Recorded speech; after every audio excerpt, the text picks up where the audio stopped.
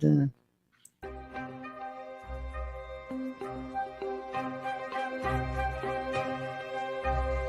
When they are consuming your minds and your thoughts and your dreams, from the angels to the demons and to the mysteries unseen, there is no need to worry. There is no need for dread. It's just time to discuss the thing at the foot of the bed.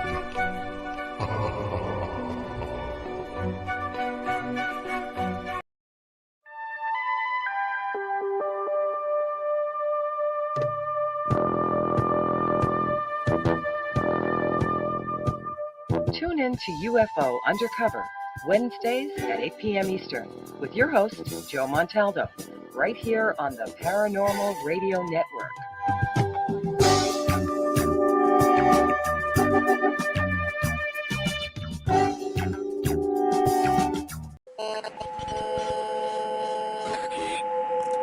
What's out there?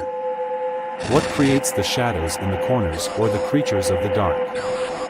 Who are those on the other side? What do they have to say?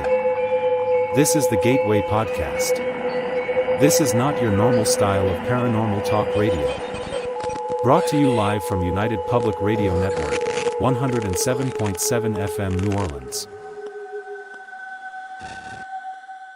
Welcome to Negotiating Happiness, the show that helps you find happiness, success, and balance in your work and life. I'm Breanda Petsch, your host for this journey into entrepreneurship and personal growth. We're broadcasting live on 107.7 and 105.3 FM in New Orleans as part of the United Public Radio Network. We explore the latest strategies, insights, and stories from successful entrepreneurs and experts. From managing stress to building a thriving business, we've got you covered. Hi, I'm Brittany Ashley, your host of Breaking Norms, Building Dreams, your guide through this transformative journey in both business and life. This is your place crafted for dreamers, doers, or anyone who has been told they can't. Get ready as we challenge those narratives together. You're tuning in live to the United Public Radio Network, airing on 105.3 and 107.7 FM in New Orleans. We are streaming on all the popular platforms every Monday at 3 p.m. Eastern Standard Time. Join me for a candid and thought-provoking conversation celebrating your unique journey because you are worth it. Welcome everyone to Author's Quill. I hope everyone's having a good afternoon, good morning, good evening, wherever you are on our big, beautiful blue planet. You know, I host 6 shows in this network, 5 full-time, 6 part-time, but I love saying that because we cross every time zone you can think of. 2 of my shows are pretty much in every time zone there is. This one I think is around 140, 145 time zones, give or take. A few time zones here and there as they come and go. It's kind of interesting to see that. I'm sorry, 145 countries, not time zones. Got a little carried away there. we were living on Jupiter, people. They got more time zones than we do. No, but we really do. This show does cross about 145 different countries that you can hear us in on a regular basis. In some of the countries you would really be surprised of. UFO Undercover news on the flip side pretty much go to every country on the planet. UFO Undercover actually goes to North Korea. I'm still amazed by that, to be honest with you. Every time I see those numbers come up, I'm like, wow. And who over there is listening to UFO talk? You just got to wonder about that. This one, though, like I said, goes all over the place. Europe, we got a big audience in Europe and China. China seems to have a big interest in these kind of topics. And really, the type of books we're talking about on here, or I should say the type of stories we're talking about on here, seems to interest him. So, Joel, welcome to the show, man. How you doing? Very well, thank you, Joe. Thank you very much for having me. Yeah. And what side of the planet are you on? I'm over in Wales, in the UK, so across the pond. You're not that far, man. You're just right across the pond, man. I can throw a rocket, hit you, man. Yeah, you're not that far. Now, John's on the other side. You know, he's got to throw it from the Pacific Ocean. Might be a little further throw, but still. You know, I'm over here. I'm down in the deep south where, you know, where we're surrounded by water anyway. So how's things over there, man? Everything's quiet, peaceful, people nice. It's beautiful. I always hear it's beautiful in Wales. Yeah, it's lovely. I'm very lucky where I am. I'm right by the sea, so some nice beaches and on the Gower Peninsula. So yeah, very lucky. Yeah, it's quite. Yeah, one of these days I'm coming to visit. Yeah, I'm coming to visit because they say some part of my ancestry is there. So sooner or later I'm gonna come visit. Oh no way! Yeah. No, they kind of lump it all together. They did Irish, Scottish, Wales, and English, whatever the hell that's supposed to mean, and then Italian. So I'm not exactly sure, but it's like 47%. So sooner or later, I'm going to get over and take a look around. But welcome to the show. So a winner, huh, man? So author, right? Yeah, still trying to wrap my head around it, to be honest. I can't Yeah, believe How it. long have you been entering? It was my 12th submission. So I started 2020. It's actually my daughter was born, and that's what inspired me to get serious at writing. I've been dreaming about it for a long time, just dreaming, not actually doing. Yeah. And then she was born, and I thought I'm gonna have to, I want her to follow her dreams when she grows up. And I thought, well, I can't really tell her to do it if I haven't done it myself. So I need to show her that I have. And I started submitting then after she was born. And lucky number 12 for me. So it was, That's great. That's Your story is a sense of freedom. So can you do a little bit of description? Yeah, so it's I call it urban fantasy, sort of magic system with using the elements. It's a society with lightning elementals who are sort of oppressed, their powers harnessed by sort of ruling class to power the city, so power the factories and that sort of thing. Yeah. And there's a transformational moment for the main character, really, for him to sort of reassess his role in society, and look at who he is and what he's done and what sort of person he is.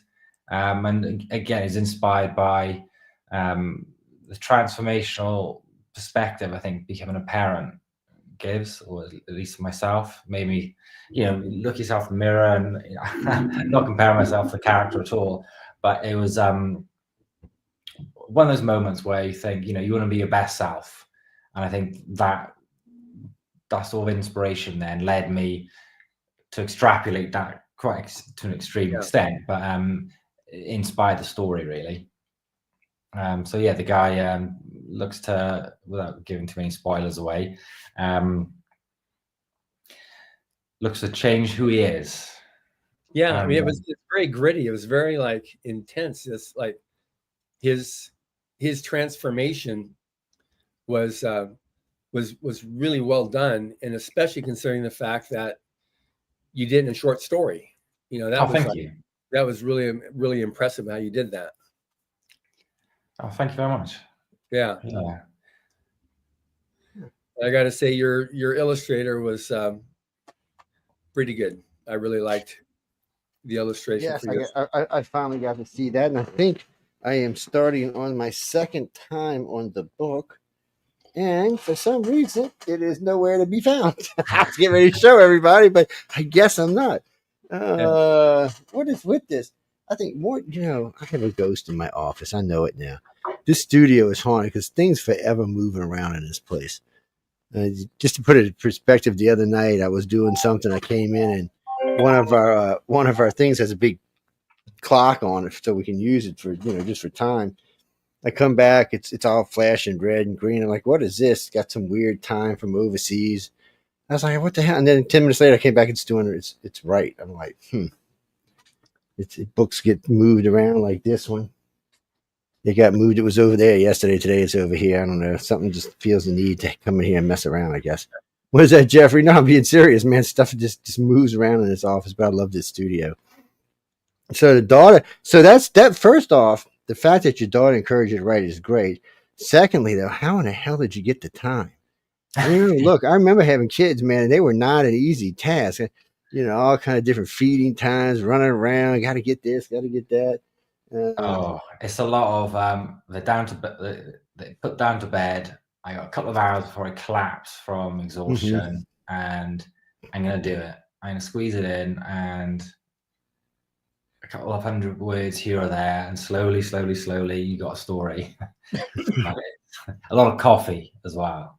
Well, I know I've talked to a couple of winners who have a couple of kids, and I noticed they've started reading some of their stories to their children. And it's not so much that they're writing children's books. They're doing fantasy or sci-fi and stuff like that. I mean, what the contest asked for, but they're reading it to their kids now, which I find interesting.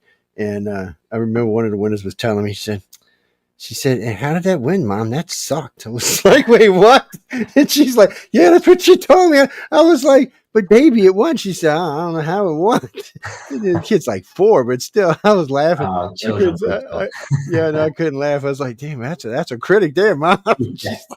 She said, thank God I submitted it before. I might not have.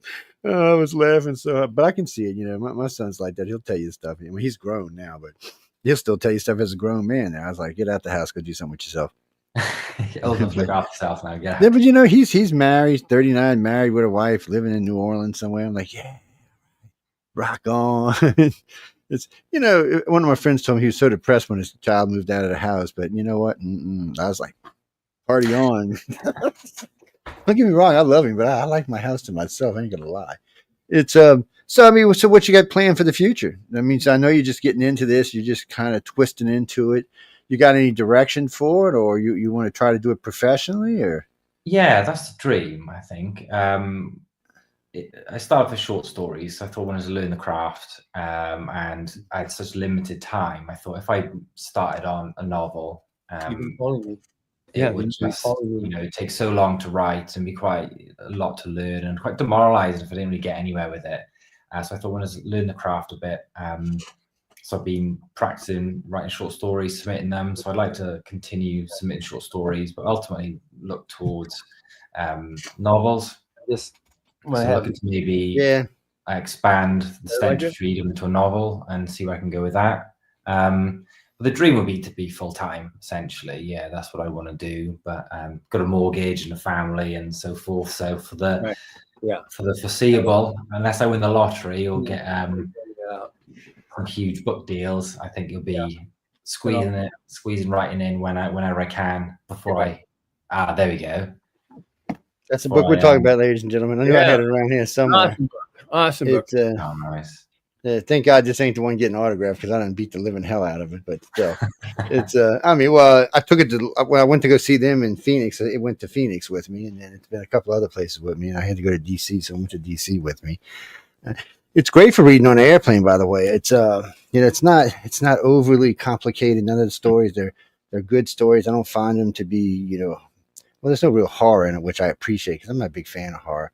I don't know why I'm not, being from where I'm from, but I just for some reason I just don't seem to enjoy it as much as other people do. But good sci-fi, good fantasy, I'm all up for that. Boy, if it's near now sci-fi, I'm all into that too. Let's go all in on it. But yeah, I mean, you have a particular genre you want to write in, or?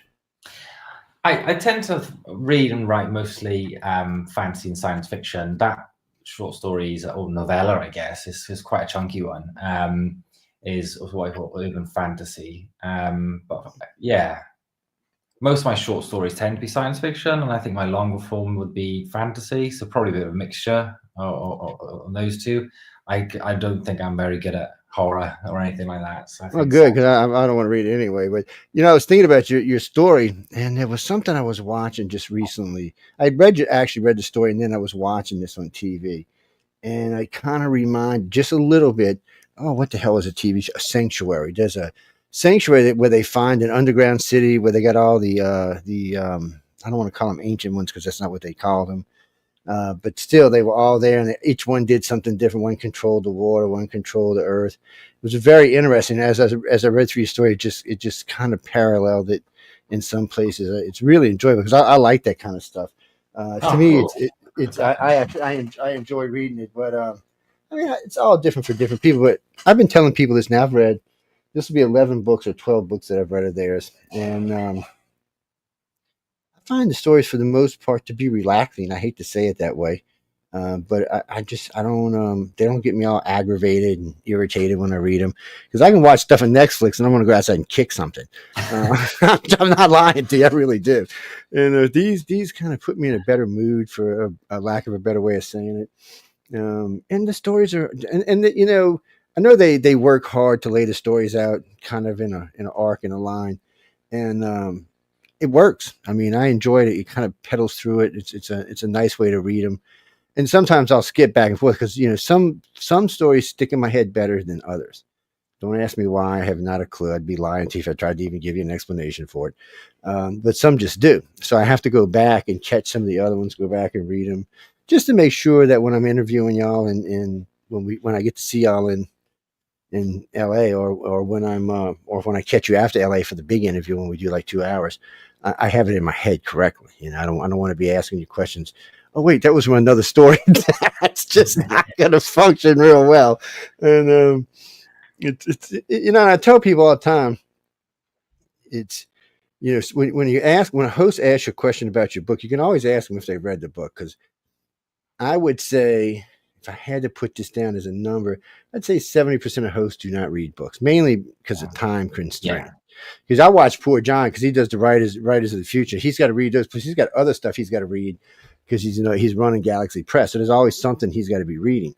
And for a lot of hosts, it just doesn't play into the time. Now, audiobooks, unfortunately, do, because I can be doing all kind of stuff over there in the computer sets, setting up things, doing things, featuring things, and still be listening to an audiobook. It doesn't interfere with what I'm doing.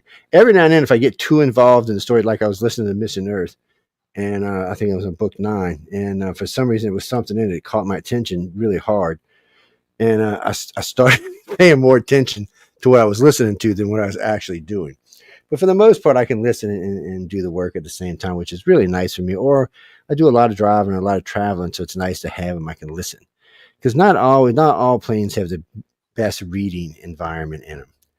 And then some people, then sometimes, like, what was it, book 39? Was it book 39? I think it was book 30. Anyway, I'm on the way to LA. This lady's sitting next to me. She's driving me crazy.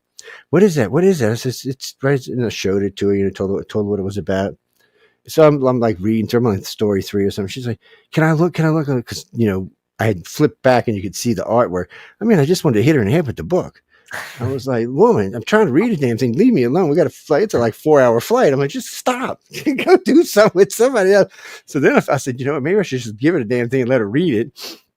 Because I know once I get to LA, there's no time for reading or anything like that. There's just too much going on. So you've heard about the 24-hour story, I'm sure. I have, yes. I'm trying to think too much about it. Well, they changed it this year. So they usually throw the stories down, and whatever 2 stories stand up, they use them. This year they're going to throw 2 of the authors down, and whatever 2 authors stand up. No. Get me nervous now. Even more. Just want to make you a little more nervous. I want to get my back as well. But I got to say, it's one of my favorite. There's a couple of things. There's a thing that goes on with the artist, which is I really, really enjoy, because Echo is kind of fun to listen to, and when she's talking to him about it. And then, of course, a lot of good people over there. But also, there's so many of the judges that you're going to get to speak to, and they're all they really know their craft. It's not even that they know their craft. There's just so much other stuff that goes along with the craft. People think, okay, I wrote a book. They say, no, that's okay. You made a good book. Now we got to deal with the world. And they teach you all of that stuff, which is fabulous. They're a lot of fun to listen to. They don't always have the same opinions, but they're great to listen to. You'll come away with an education you'd really have to spend a year or 2 in school to get. I mean, I tell that to people all the time. It's just like a condensed, packed. It's like eating, 50 cans of condensed orange juice or something. I mean, it's insane how much stuff they pack in there. Because I don't even realize it sometimes, but I was in Tulane University doing a lecture on politics, and somebody had found out that I was affiliated with these guys, and the English lit teacher started asking me all kind of questions, and I didn't realize how much of it I had absorbed until I started talking to him. There's so many little words and acronyms and just stuff.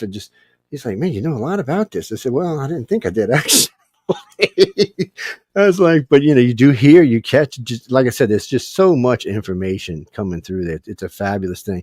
And I'll tell you, like I tell everybody else, if you see a judge and for some reason you're nervous to go talk to him, just find me. I'll walk you over and introduce you. I don't even mind. They're all used to me now. Yeah, they've all gotten used to me now. So it's They're like, oh, is there anybody in particular that's looking forward to meeting? I want to. I was informed by Joni that Tim Powers had selected my story as his favorite, so I want to shake his hand and buy him a drink. Yeah, thank you. It's just so many of the judges. It's just surreal is the word I use. It's like you're sort of stepping into. Yeah, he's a 3-time World Fantasy Award winner. Yeah, he's just unreal. The whole, I can't wait. It's Yeah. 3 weeks, 3.5 weeks, something like that. Isn't it? I can't wait. Yeah, he puts on a good class too. I got to give him credit. Yeah. He really does. You know. Yeah, it's unreal. I can't think of anything else. I mean, the amount of money you have to pay if you're trying to line them up individually, and Jesus, can you imagine? You're talking a year's worth of income for most people or more. Yeah. I mean, trying to get, if you had to take each one of his class or just get them to, it would be rather expensive. But our judges is for them, it's a big deal. The contest, they're like, they've been doing, like Scott Card's been, and Tim Powers have been judges since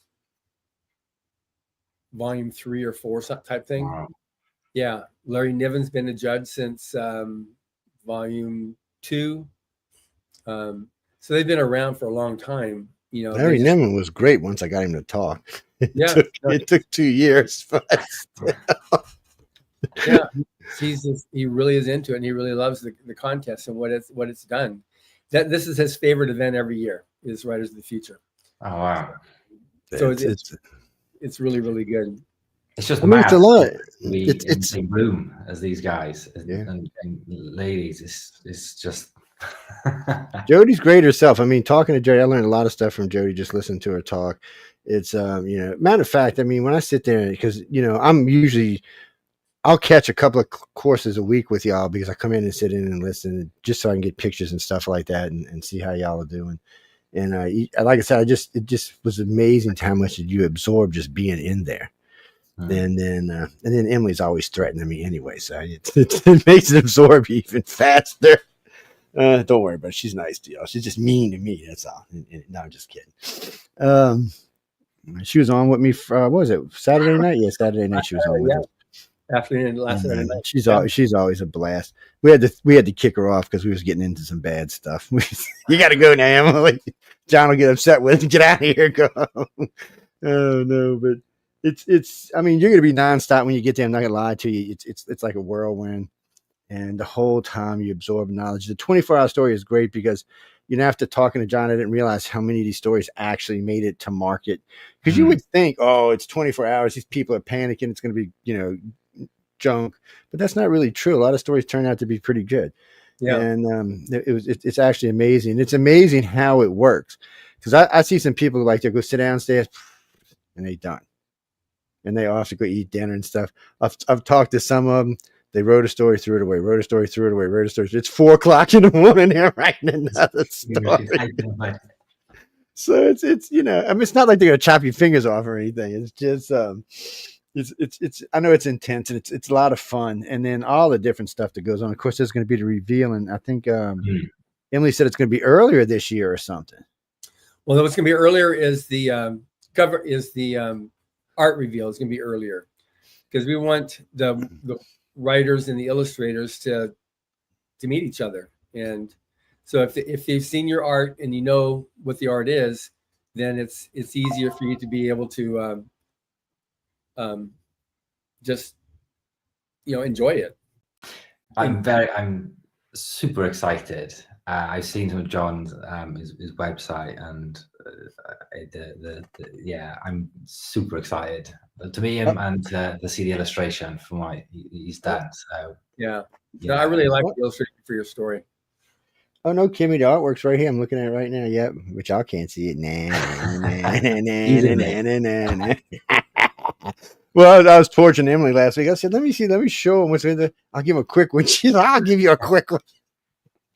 We had a blast, but it's the artist so far, everything I've seen in here, I've good. And now that I've got through it one time, I mean, I kind of sped through it the first time, that's why I want to go back and read it again. And since it's so early, we still have 3 weeks. I'll probably read it before, and I always read it on the plane.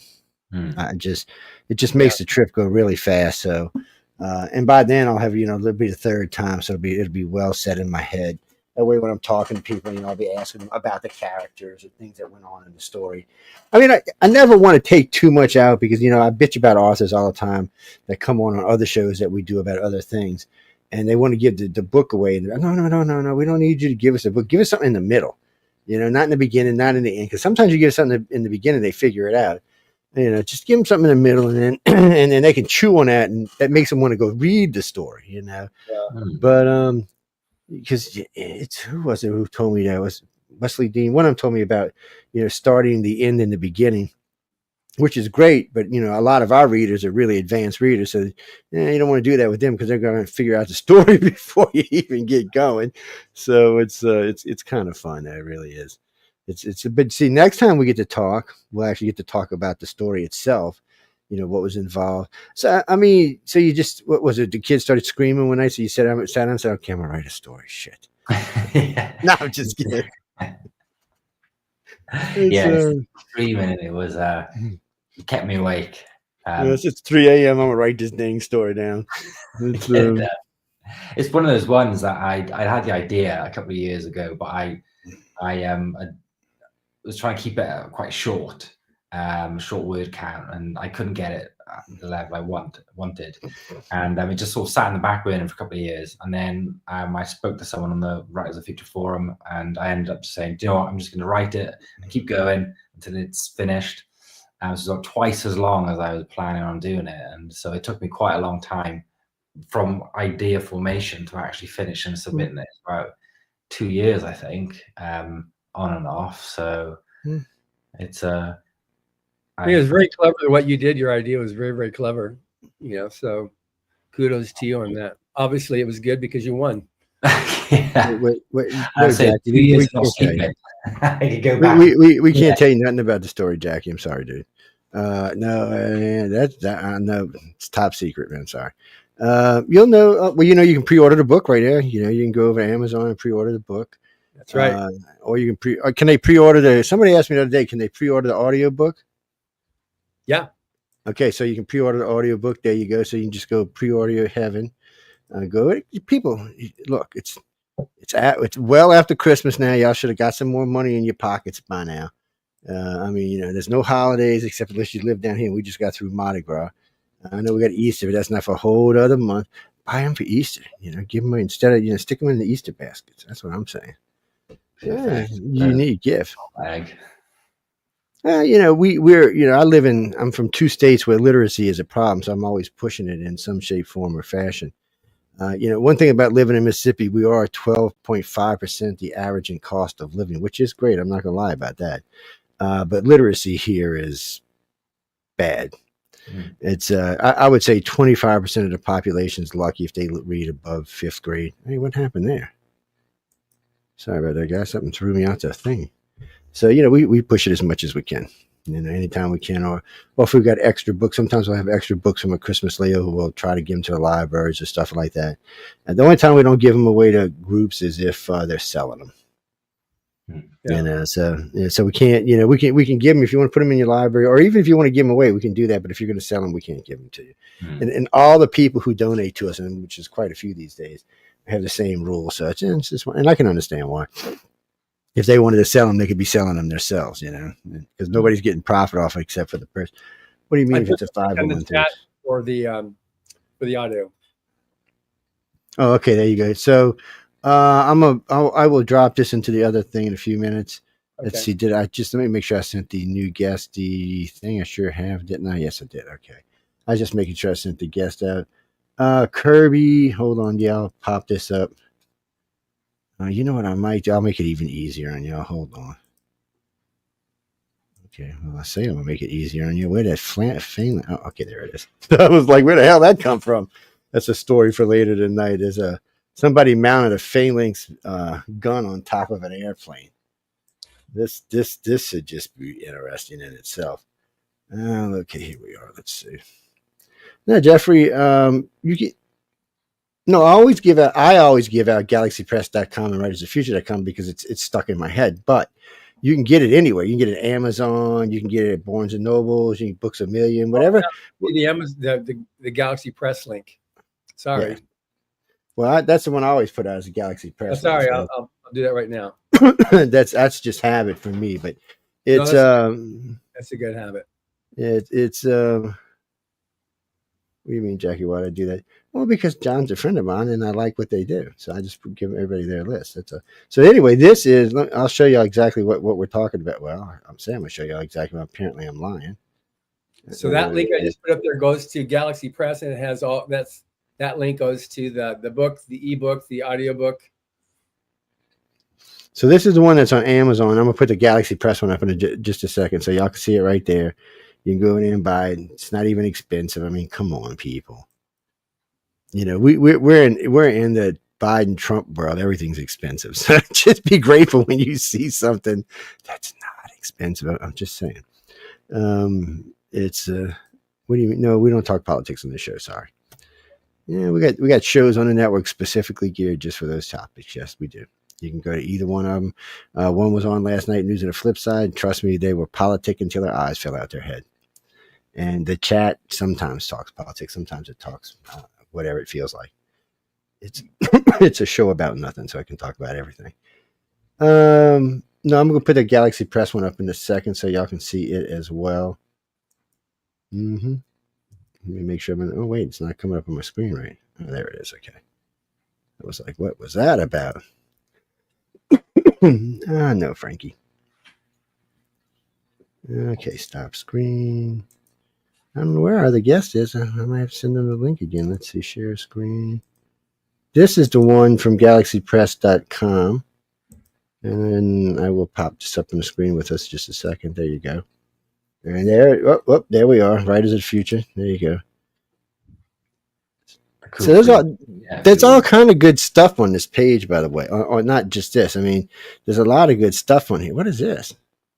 Those are giveaways. You can get those two stories that were in the first volume with Dean Wesley Smith and Nina Kriki Hoffman.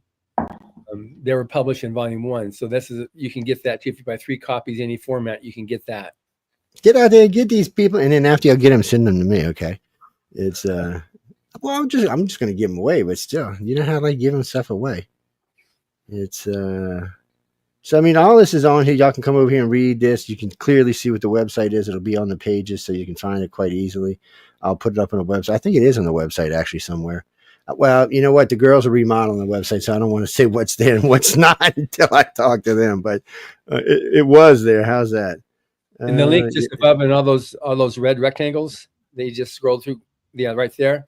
Those are all the different places you can get Rise of the Future. Yeah, there you go. Look at that. Who's L. Ron Hubbard? What do you mean? Oh, you don't know who L. Ron Hubbard is? You know what? I don't even know how to explain that because it'd take the whole show. But John, where's a good place they could go to find out about yeah, just give them somewhere to go. I don't know. LRonHubbard.org. Yeah, there you go. Or you can go to galaxypress.com, and there's the first link you can see in there is L. Ron Hubbard when you go to their website. So you can get that too. So just go on and check it out. And if you got any questions, you can come back and ask us. Well, not today, but in the future, or write to us. And if well, you can always write to me. If it's something important and you write to me, I'll forward it to John. Yeah. I don't have a problem. I got his email somewhere hidden in my computer. It stays in there. We email enough that it's a permanent thing in there. Speaking of that, where is our guest though? Okay, let's try this again. I just put the L. Ron Hubbard link there from Galaxy Press. I just put that in there in my page. Yes. Kirby. No, you can't. Okay, look, I know. Look, y'all ask me this every show almost. You can't come unless you win. Or well, you know, Emily and I were talking about this last week. If you want to donate $1 million, then we can. But I want 10%. But then we can discuss you coming. Okay. Maybe I can talk John into it if you give us $1 million, man. Other than that, I don't think you get much of a shot. I know a lot of people want to come. People ask me every year, how do I get a ticket? They don't sell tickets. They don't. Well, no, actually, I've asked them a couple of times to let me put their classes into a thing that we can sell online because I know y'all would eat it up. And they're like, no. Damn. We have the free online workshop that you can sign up for at if you go to writersofthefuture.com and do the free online workshop. You can do that. Yeah, it's a pretty good workshop, Tim. It's terrific. Yeah, I completed that when I first found out about Rise of the Future. It's really, I've gotten through it. I'm expecting it to sort of pop up with you have to pay or something. I couldn't believe it was free. All the stuff on there is. I know, isn't it? It's great workshop, people. There's some great videos. I've gone through it 3 times, but for some reason I just can't seem to sit down and write that last story. I keep trying to talk Emily into writing it for me, but she's like, no. She's like, no. I tried bribing Sarah. Sarah said no. It's like, damn. It's they're tough over there, man. They don't give up their secrets easy. You gotta pry it out of their hands and stuff. What's that, Chris? Oh no, that's their office. I'm talking. When you hear me the other night when I was talking about the coffee machine that I really like, that's who I'm talking about. I was talking about L. Ron Hubbard's Right of the Future's Author Services. Actually, is where it's at. Yeah, no, I've had 3 different people make me coffee out the machine every time it came out good. I don't know. I'm thinking it's the machine and not the people. I mean, coffee come out good over there. I tried to talk John into giving it to me. Then I was talking to I can't think of her name right now. So let me see if I can stuff it in my suitcase and bring it home with me. No, it's one of them big. It's really pretty. You know what? I can't believe I don't have a picture of it, but I will make sure I get a picture and post it to the web. I can't believe I haven't posted one yet because I always talk about it when I go over there. And are y'all doing stuff at Author Services this year? I mean, I know there's going to be the tour, but yeah, we're doing the whole workshop. We're being done at the Author Services this year. Okay. Yeah, so the writers are going to be on the 4th floor in the library, and the illustrators will be on the 1st floor in the theater. And and then from there we'll be able to go and we'll have our live performance with all the actors performing one of the story that's in the Right of the Future 41 book. So we're very excited about this. Yes, I can't wait. Hey, Brenda, how you doing? You see, we just dropped you in the queue with us. Can you hear us okay? Yeah, can you hear me? Yep, we can hear you fine. We can hear you. It's Breanda, right? Yeah, it is Breanda. See, that's what happened when you get... Hold on, let's fix that problem right now. I didn't even notice at first. I'm so used to it. So. Yes. Well, that's just because I'm blind, so don't worry about that. Let's clear off the glasses here a little bit. Well, anyway, welcome to the show. That's Joel. John's up there. I'm Joe. How you doing? Breanda. And Breanda, you're an artist, right? Illustrator. Mm-hmm. Mm-hmm. Oh, so first question is, how did you get into this? I mean, what made? Oh, yeah, now I can see much better. What made you think you could be an illustrator? Or when? Actually, let's start with that first. When did you think you could be an illustrator? Well, I've always loved drawing. I feel like if I'm gonna go back, like all the way back, I have this like core memory of sitting down at the dining room table, and I'm maybe in kindergarten or something, and I was trying to draw like my mom or something, and I was like, "Hey, Dad, how do you draw a dress?" And he was like, "Do a triangle."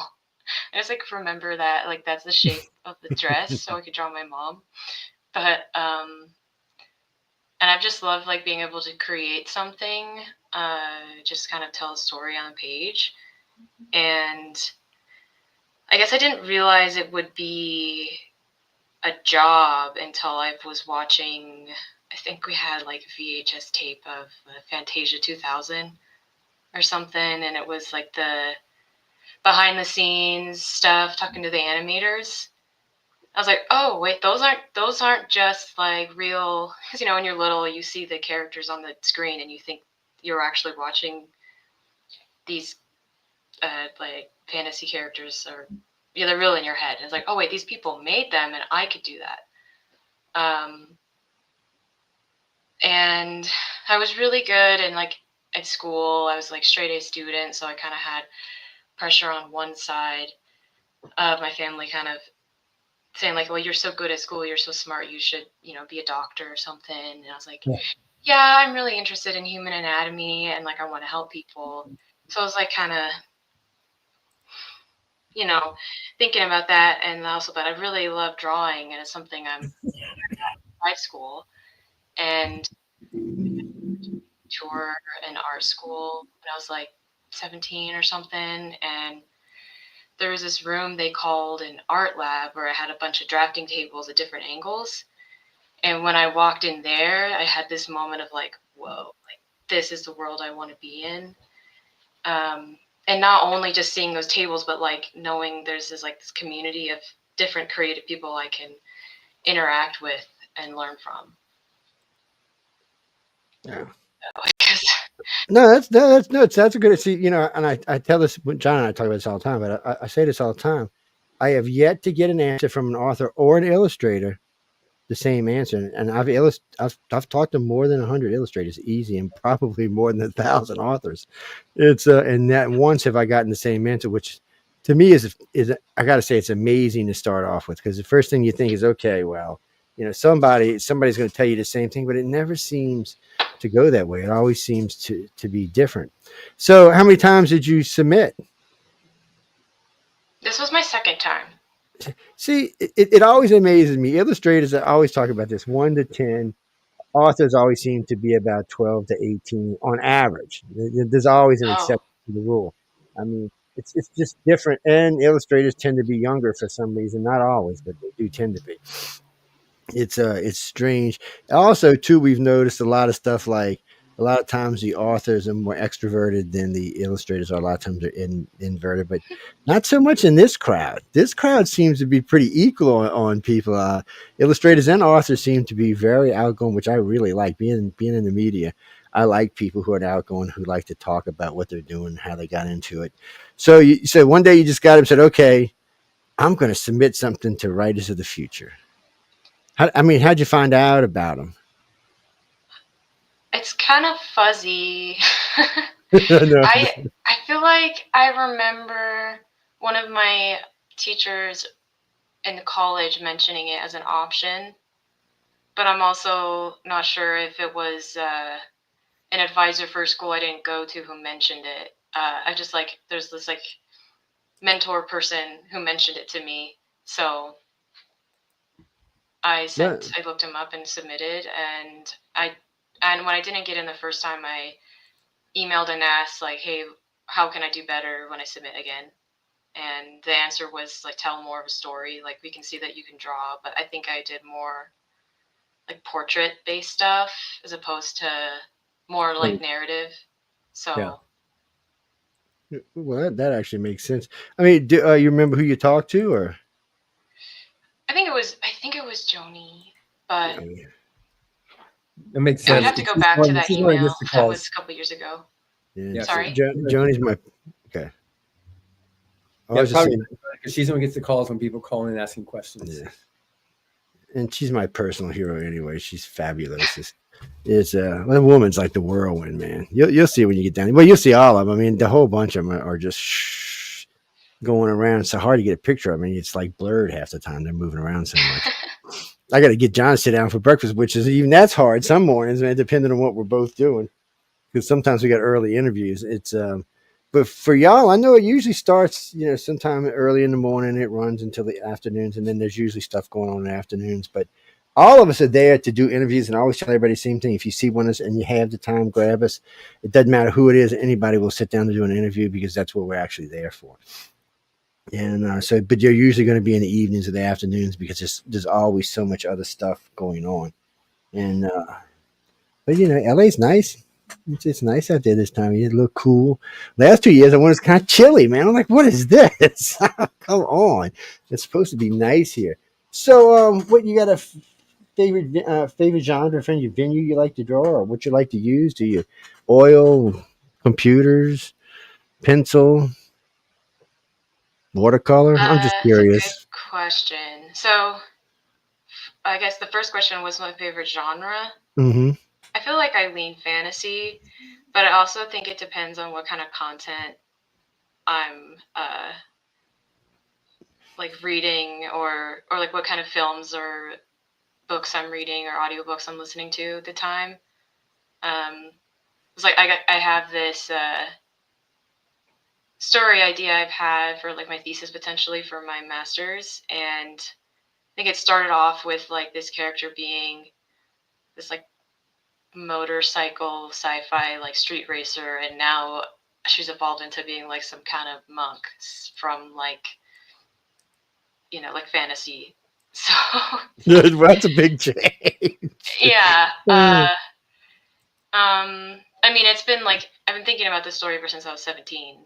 So that's 10 years of just thinking about something I haven't actually made, and now it's more crackdown time if I'm going to use it for my thesis. But I probably would say more so I lean fantasy overall. When I was younger, like I was like drawing fairies and stuff, so or like elves. And then when it comes to medium, I'm the strongest with pencil, like graphite. I took a lot of live drawing classes and I worked with charcoal, and you can do a lot with charcoal. It's just not for me. I I've feel seen like those. it's a little bit too hard to control, or it just feels kind of messy and it's hard for me to get hard edges. But I can see like people can make really sharp edges with charcoal, so it's probably like more of a user error. But It takes time to learn. yeah, and I really liked working with charcoal pencil to create like cross hatching on tone paper. So You want to define what cross hatching is?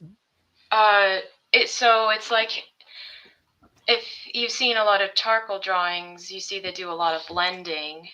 So it's like this really soft transitions for lighting and shading. But with cross hatching, it's you draw lines on the figure to create the shadow, if that makes sense. So like you'll put down one layer down, and there's different types of hatching because you could do all of them in the same direction, but cross hatching is like if you want to make that transition of the shade of value a little bit darker, you add another layer the different direction. Right. Yeah, did that make sense? Yeah. Did I explain that That's well? good. Okay. Yeah. You're talking to people that don't necessarily know the art stuff. So the Okay. level of technology is like, it's pretty. I don't like it. And I guess I would also say I really love watercolor. And it's funny because I said like charcoal's hard to control, but watercolor is like a whole nother level of difficult to control. Like if you were listening to the Meet the Illustrators last night, we were talking about that a little. And I do a lot of digital, and I like digital because it's easier to make changes. Yeah, it's much more forgiving. But it's hard to get that like authentic traditional look. Yeah. So. Well, we see down here where I live, we see a lot of watercolor. There's a lot of sketching with charcoal. For the French Quarter, they like to use it to sketch portraits. Someone will come sit down an hour or two, and the guy will charge them about $500, and they'll sketch the portrait out right then and there. They do fabulous work. I don't want to hate on them. And there are people who will have you come sit for oils, but oils are much more detailed. I don't think you can just pop one out in 2 hours. But I see it, and then we see a lot of watercolors. Well, because there's, I live on the Gulf Coast. So there's a lot of sunsets, sunrises, stuff like that, sandy beaches, birds flying around, and they like to all mix them together. So when you go to a local flea market or one of the festivals or something, there'll always be a lot of them. They sell well, though, especially to tourists. They sell really well. I mean, for locals, it's different because we can probably pick them up cheaper, but for out of towners, they do well. And that stuff in the quarter where they just come sit, you'll go out there, sometimes there'll be 15, 20, 30 artists just sitting in a row out there sketching away. And of course, there'll also be people out there reading tarot cards on the other side. So you can get your portrait done and your cards read all in the same day if you're into that kind of stuff. But it is interesting because they do make a lot of money, and I was surprised how much money they could make just sitting there in front of Jackson Cathedral doing this. It always amazes me. Of course, there's also down a couple of gaming companies have moved down here now, and of course, we're looking for illustrators and authors and code writers and all sorts of stuff. And they're mixing in AI. So, which I was going to ask y'all both about in a second. They're mixing. So they're taking their illustrators and they're saying, okay, we need this story. We're going to get our authors to do a storyboard. We're going to give you the storyboard. We need you to illustrate the storyboard. Then once they are settled on everything, the people who are running it say, okay, now you're going to take these programs and you're in charge of watching AI produce everything you just did in mass. So instead of having to take 5 years to get this game out, they can get it out in 18 months, which means a lot more money for them and a lot more money for the people working for them because they can produce games at a much faster rate now. And so they're actually, when I was talking to Mark, who owns one of the companies down here, he was saying they're looking to hire more people. I was worried it was going to go the other way, because of AI. I thought it might go. No, he's saying, no, this is how they want to do it. He said it works real well. They're not I think the real problem is none of us really trust AI 100%. Is I think what it comes down to. Plus, a lot of us have issues on where it's getting its material from, how it learned by people like y'all's work or other millions of people out there who have done work. I think for most of us who work in the media or in the industries, the art industries, are all kind of like, this isn't really fair that my work's being used, but I don't get anything for it. And then now they're going to use them to do other work that I should be getting paid for. So it bothers me a little bit. I mean, and I think we're going to see some regulations on that over the next year or two. For some reason, I think they decided, the new administration just decided that they don't think it's a fair thing. So we'll see where it goes, because I don't trust anybody until it's done, by the way. I'm not going to lie to y'all. Till I see it on that paper signed, I ain't trusting nobody. But I mean, so how do y'all feel about it? I mean, y'all the ones that have to compete. I mean, one of these days they will be a AI host out there, and I'll probably get fired. But still, right now, well, look, there was Max Headroom back in the '80s. I'm not ruling anything out at this point. John's so sweet and cute; they'll keep him around. But I can be really rude sometimes.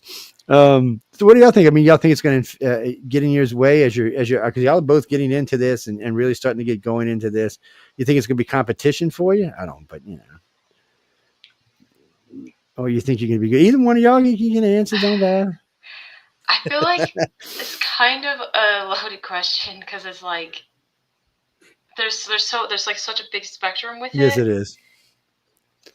And it's hard. So it's like, I tell you what we'll do. In some ways, yes, definitely. Well, I don't really know what's going to happen with it, so it's like hard to say. I definitely was threatened by it initially. Like, I had a friend who went to some kind of Comic-Con thing, and we were on different stations. We were video calling, and she's like, "Look at this poster I got! Isn't it so cool? A computer made it." And I was like, "What? Like, that was kind of like the first time I heard about that, and I think I was immediately kind of threatened, like, as an artist, like, are all these like computers gonna make the art now? But then she did like say, well, an artist fixed it later.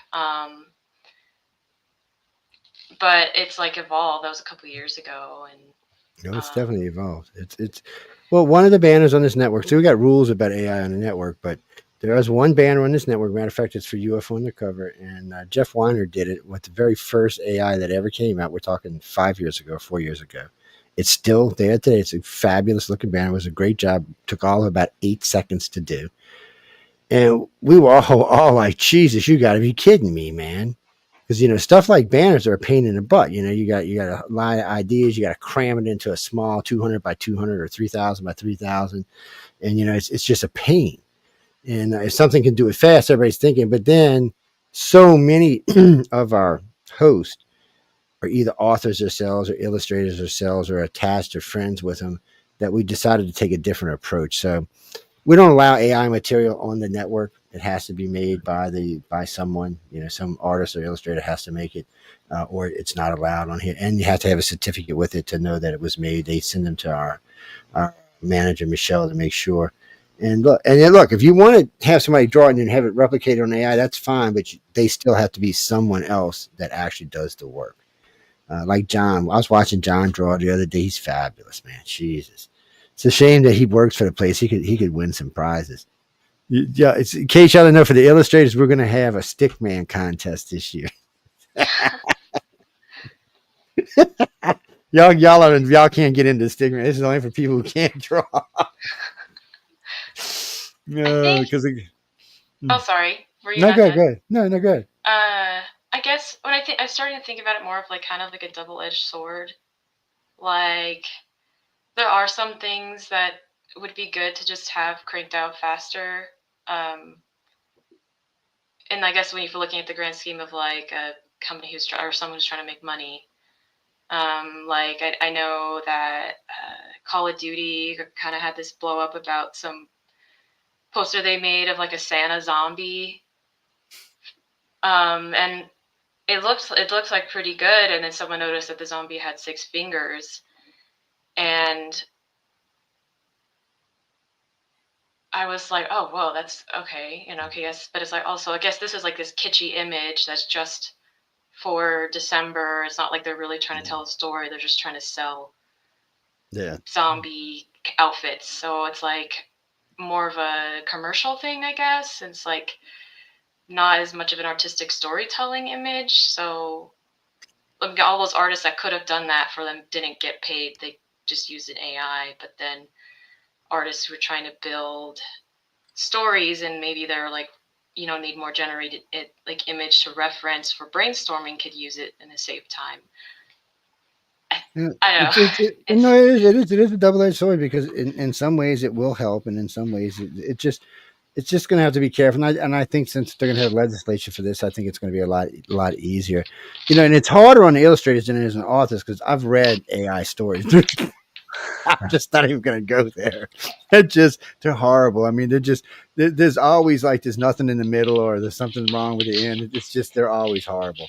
Maybe another 10 years they might get better, or 20 years, but it's a little different for the illustrators because they got such a large sampling to go from. There's so much on the internet these days, and it's open AI, so they can go anywhere they want. There's just so much material, but they still. So I mean, I do stuff. I've been doing this for a while. I'm one of the people who go out there and try to debunk AI stuff when it happens. AI still has some issues. A lot of times the hands will be longer, the feet will be longer, the fingers won't always match the hands themselves. Sometimes there'll be stuff with the eyes. There's about 30 things we use to detect if it's AI, but slowly but surely they're mastering that. It's just a matter of time before we're not going to be able to tell the difference.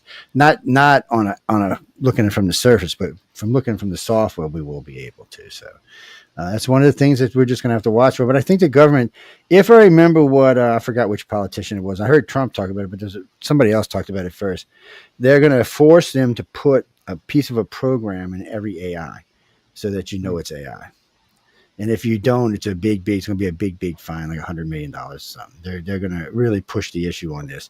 Because in the end, in the long run, not in the short run, but in the long run, 50 years, 80 years, this could be detrimental to a lot of people's jobs. And we don't want to see that. It's already we're giving jobs up to machines left and right. I mean, let's just calm down here a little bit. I was in Phoenix with John and them. Every taxi cab I seen was self-driving. I was talking to a friend of mine who's a truck driver. He just lost his drive to, guess what, a self-driving truck. So it's not looking good, man. Mm-hmm. So I get a little worried about that kind of stuff. And that's all fine to make our lives easier and everything, but still, we all got to eat and work. And besides that, I like work. I ain't gonna lie, I like getting out and getting into stuff. Yeah, I could, like right now, I'm kind of semi-retired because I gave up my construction business to my son, so I'm just doing the radio and TV and lecture tours. Man, I'm home way too much. I'm about to jump out a window or something. I can't take it, man. It's too much. It's just too much. Hey, Patrick, how you doing? I see we got Patrick with us down there. I'm doing great. Can you hear me okay? Yeah. So, Patrick, you see we got a crew up in here today, right. We're picking on the illustrator because she's by herself right now. I know we got another illustrator coming on, but I don't know. I think she can take it, so we better be careful. Man, it's great to be here. I caught the tail end of that AI thing, and as a teacher, we wrestle with it as well. The idea of a watermark could potentially work. I almost think there's a lot of money in some kind of business that certifies genuine 100% human-made stuff. Because just as a consumer, if I'm writing a story and I want some weird image to help me visualize, I might use an AI. But if I'm actually consuming art, I want there to be a human at the other end of that. And I'd gladly pay a little extra if there's a stamp or something on there. I don't know. I don't have the know-how to do that, but I'm sure there's a business there waiting. Oh, there is. We watermark all of our stuff, whether it's audio or video. It doesn't matter what it is, whatever we're sending out.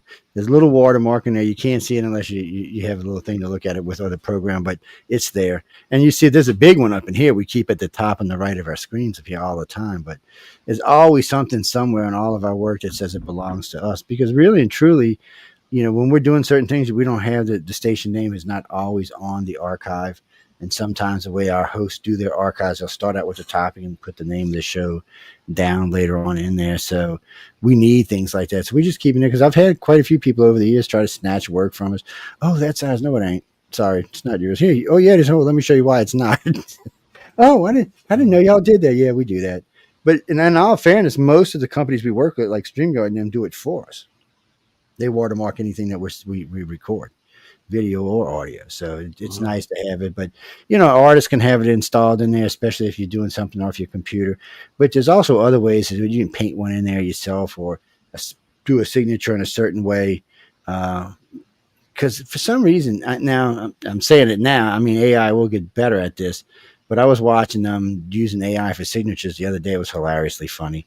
They just were having a really hard time trying to. I know we stopped teaching our youngins cursive, but apparently we haven't taught AI cursive either. Attest to that. Yep. It's having a hard time with it. Yeah, I am a teacher. I can say that for sure. Yeah. It's at least cursive's coming back there. I never understood why we got rid of it, and we're not going to go there. But I am glad to see it coming back. I never understood that because the Constitution is written in cursive. I was kind of like, wait a minute, somebody tell me what's going on here.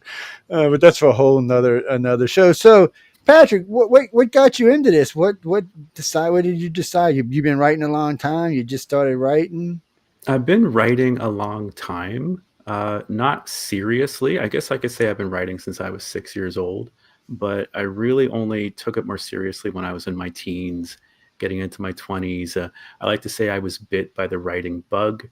It's like I almost reached a critical mass of speculative fiction. I had been reading so much science fiction and fantasy, and eventually something switched inside, and I wanted to make some of this stuff. So I did that. I wrote a few stories, and what led me to Writers of the Future was I wanted to write novels. And everything I read, okay, write a novel, you should write some stories and get your stories out there, et cetera, et cetera. And when I was getting my stories, looking for places to put them, I only saw Writers of the Future, this really cool pro market. And I immediately thought, well, no way, I can't do that. That's too much for me. And I realized in hindsight, probably not the best attitude to have. You should probably just, go out and send it, and maybe you'll win. Maybe you'll get some feedback. But for me, that's what led me to them. Had a bit of a hiatus. Life got busy, and I tried to give up on writing, actually. I just put it aside, focused on my career, focused on family, had a couple of young kids, just grinding that out.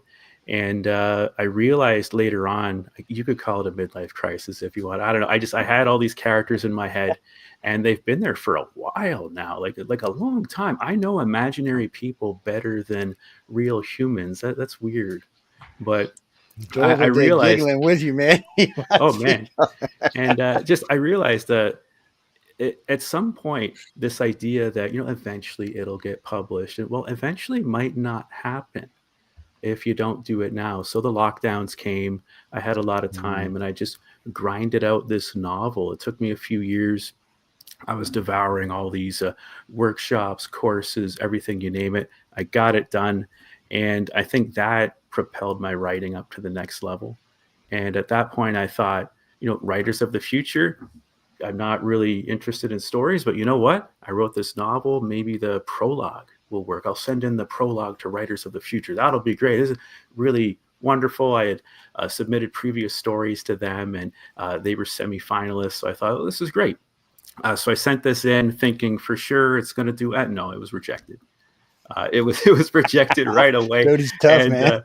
I was harumphing for a couple of days. Like, how dare they? I don't believe this. But no, the ego got in line, and I realized that I did the online workshop, and the online workshop was a game changer because I'm getting my people a little blurred here, but it might have been L. Ron Hubbard. I'm not sure, but he was saying that so many writers spend so much time trying to perfect their technical skill, and you should be focusing more on just writing a fun story. Focus on what's going on inside the reader's head, that experience of art. So I did the workshop, and I did a new story from the ground up, just with that in mind. I just wanted something fun, something people can sit down with for 20, 30 minutes, however long they read it, and they just have a good time. And at the end of it, like, yeah, that was fun. All right. And maybe I feel good at the end. And here I am. Here we go. It was a very clever story, 30 minutes, or it's a paradox, which is, it was very fun. It was like, wow. The thing about, I say it every year, my mom is amazed at, how'd they think that? How'd they think that? Okay, where did they come up with some of this stuff? I know it's great. I know. Going backwards for a minute, I'm looking at someone's picture. God, you are fabulous with faces, girl. I mean, I was, I had read the story and then I went back and I'm looking at these faces while we're talking. I've seen a lot of artists over the years, and you really just nailed this. Of course, the one part of the picture is kind of scary, but we can't say what that is because I'll get in trouble.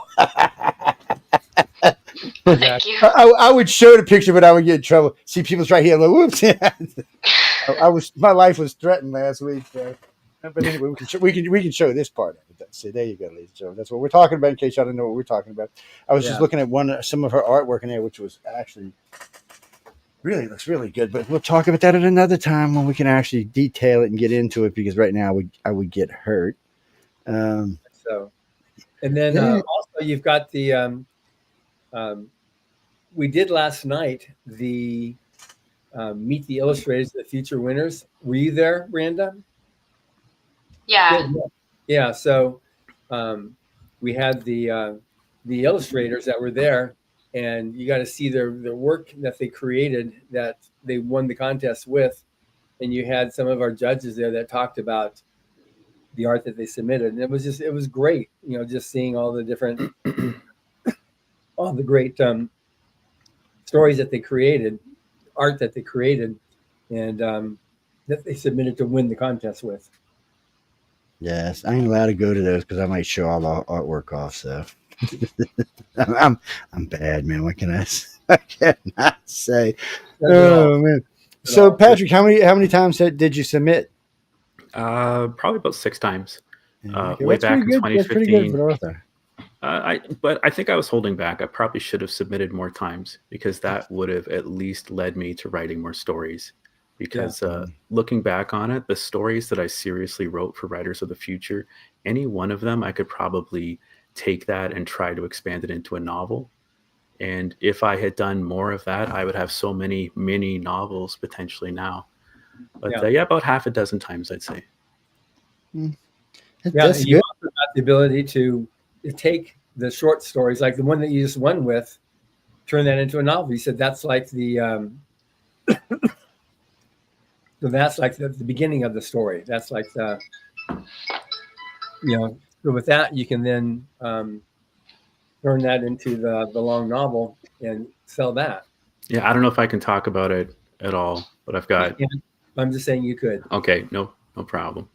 We're going to be back on Joe's show after the event, and you'll definitely be able to talk about that. Yeah, so there's a lot of stuff we can talk about on the next interview that we can't talk about on this one. But understood. It's because it's harder for me with the illustrators than it is with the authors, because the authors I can talk to about other stuff, but the illustrators, I want to see their work, I want to see other work they've done, but I really can't get into it. And because I know some of them have websites, and we'll bring on the websites and we'll look through all their artwork and stuff. And it gives them a much easier time to explain how they got to this point or that point, or why this looks like that. With authors, it's a little different. Start off with authors are a little more chatty to start off with. So a lot of times their interviews will run longer. If you look at the 5 or 6 years of interviews I've got with these guys, you'll notice that the ones in LA, the illustrators, authors last, the illustrators interviews last about 15 to 40 minutes. The authors, shortest one was an hour and a half. Tells you the difference right there. It's just right off the bat, it tells you the difference. But it also stuff like we were just talking about AI, we can get more in depth in that, and stuff we can't really hit on here, we can talk about then. So it allows y'all to open up a lot more about other stuff as well too. So it's a little different because we may not get to everybody in LA, but of course Carmen will set up 2-hour interviews, an hour to 2-hour interviews when it's all over with. Usually a month or two after it's over with, he'll set them up. So that gives y'all, a lot of time to talk about whatever you want to talk about. Things that like I said, we don't talk about today, we can talk about then, stuff like that. Because I got all kind of questions about her artwork I can't ask her right now. I get stuff about both of y'all stories I can't really ask y'all right now. So, but I have patience. It's just one of those things. It's part of doing them ahead of time. But we want y'all to get comfortable with us too, because you're going to be seeing a lot of us running around. There's going to be a lot of cameras. So, I'm sorry, man. Patrick, you ready for the 24-hour story? Oh yeah, it's going to be fun. Dude, that could be that could turn into a book, man. I'm gonna do something. I'm gonna take over my backspace button, my delete key. Just right. It's gonna be good. It's fun to watch y'all write. I got to say, it's a blast. There's some stuff that goes on with the illustrators too that's also fun to watch. Echo is a great teacher. She's I like her because she's really no nonsense. That's one of the reasons I think I like her as much as I do. And they got a day when they have models come in and do models, so that's got to be fun. I always like watching that. Breanda was talking about that. She likes that kind of stuff, so you'll have that at the workshop there. Yeah. So I mean, a lot of people do. So it's a great thing for that. You know, it's kind of their version of the 24-hour story, but it's and then there's such great illustrators that are going to be speaking with them, and then such great authors. I mean, such great authors are going to be speaking. I mean, the crowd there, whether you're an illustrator or an author, is just fabulous. I mean, you have award-winning top people making big money that are talking to you about how to get to where they are. And I mean, you'd have to pay big money just to get there, just to talk to these people on a regular basis. And they're all, you know, they all look at it slightly different. So so it's more like when you're listening, you're going to be learning a lot, but you can also figure out which one of their ways works best for you. So it's you know, it gives you a lot of options is what it really does. Yeah. And of course, things that you may not know, you will learn because there's not much they don't know. At least I haven't heard anything they don't know as of yet. But it's a lot of fun. I got to say it is. And everybody there is very approachable. So don't be worried about walking up and talking to anybody.